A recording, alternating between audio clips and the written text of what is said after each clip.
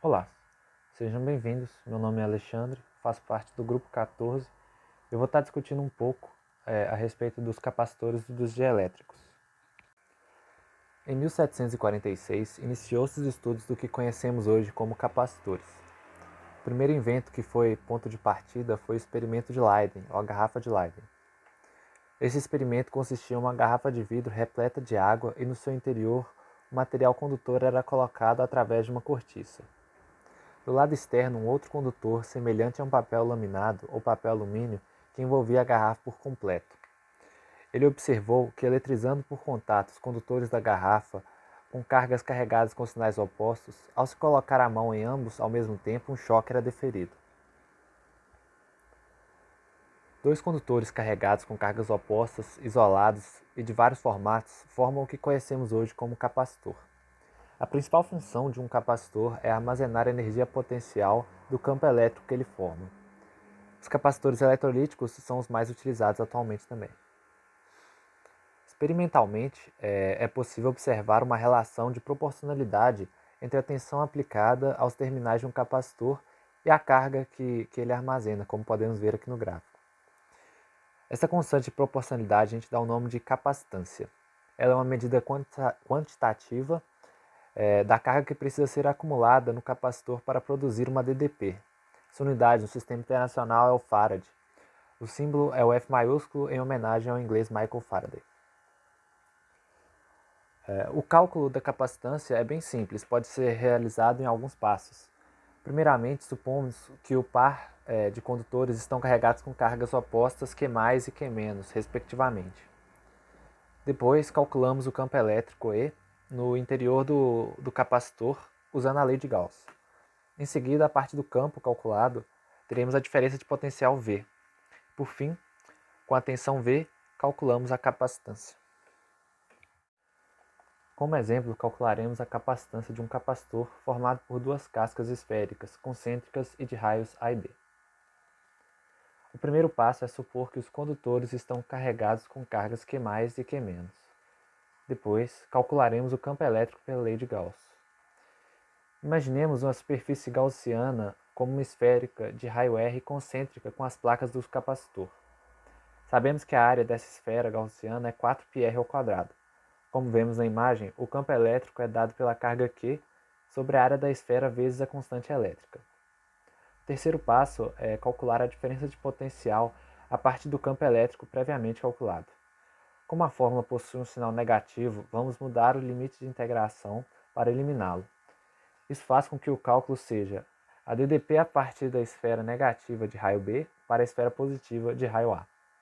Substituindo o valor do campo e resolvendo a integral, vamos obter o valor da diferença de potencial V.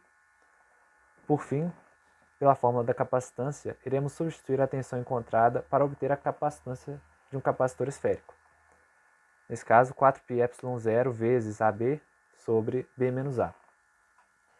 É notório que essa capacitância não depende da carga Q, mas sim do meio e das características geométricas das placas.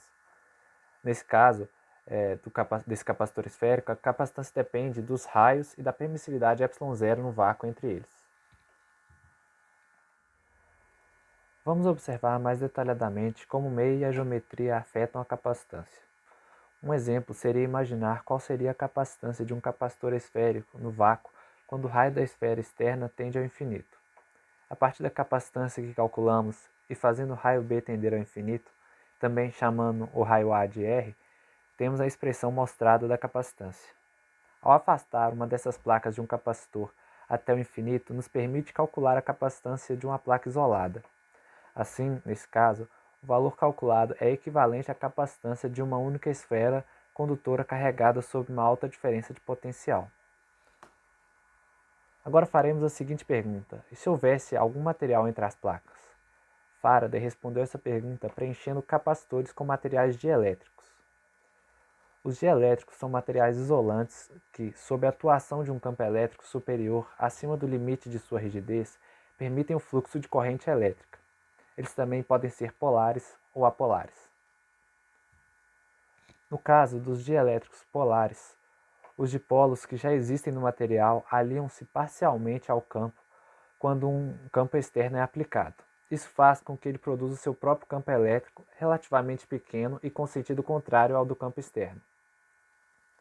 No caso dos dielétricos apolares, as suas moléculas possuem cargas neutras na ausência de campo, mas adquirem dipolos induzidos na presença de um campo externo, separando seu centro em cargas positivas e negativas.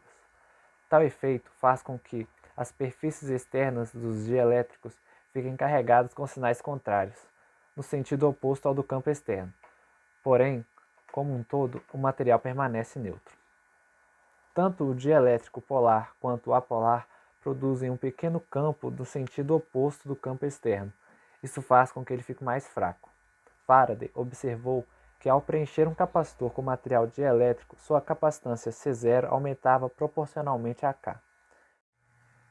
Esse K é chamado de constante dielétrica.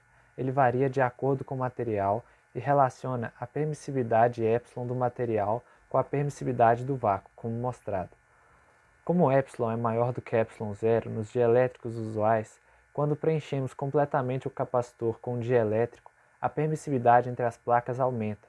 Isso faz com que haja uma diminuição do campo elétrico e também reduz a diferença de potencial entre as placas, aumentando a capacitância do capacitor. Portanto, concluímos que acrescentar um dielétrico entre as placas de um capacitor aumenta sua capacitância. Para calcular a capacitância de um capacitor preenchido por um dielétrico, simplesmente substituímos a permissividade no vácuo ε0 por Kε0.